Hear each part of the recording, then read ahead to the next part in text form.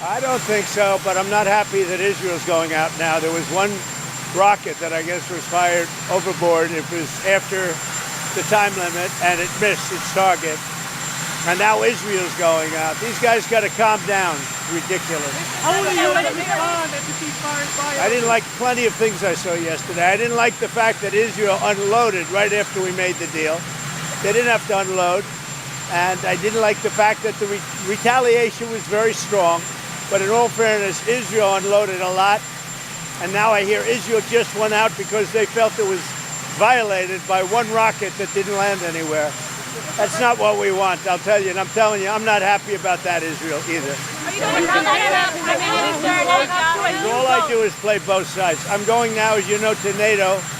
Some of you are going with me, and I think it's going to be successful. We'll see. I'll let you know. Are you going to see the agreement? It's a new dawn in the Middle East, essentially the agreement you managed to achieve. What are your future plans for the region, for Saudi Arabia, Israel, Gaza, the hostages?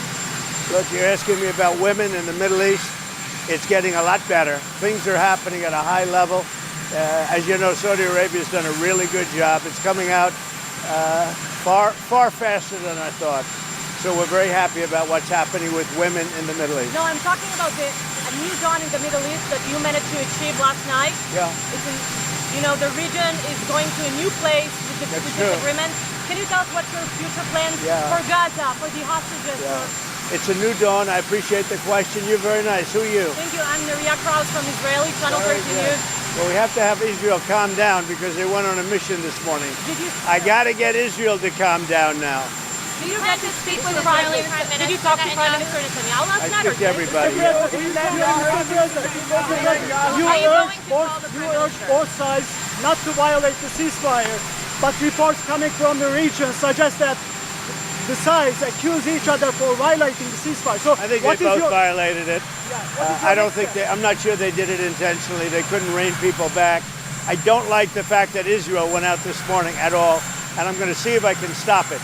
So as soon as I get away from you, I'm going to see if I can stop it, okay? Have you spoken to him this morning?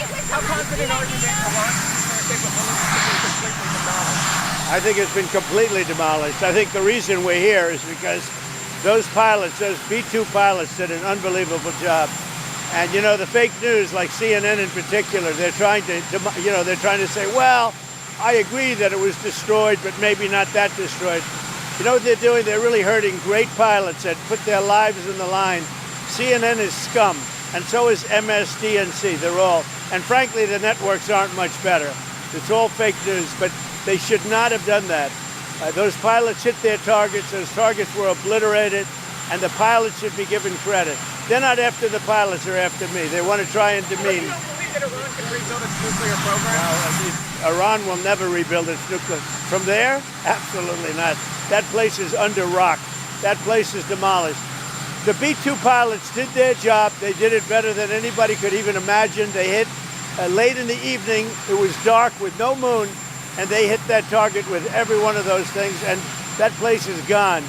But when I see CNN all night long, they're trying to say, well, maybe it wasn't really as demolished as we thought. It was demolished. You take a look at the pinpricks, and you see that place is gone. And I will say, I think CNN ought to apologize to the pilots of the B-2s. I think that MSDNC ought to apologize.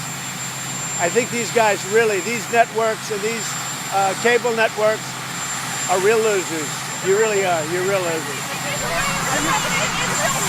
Israel says that they violated the peace. You're gutless losers. I say that to CNN because I watch it. I have no choice. I got to watch that garbage. It's all garbage. It's all fake news. But I think CNN is a gutless group of people.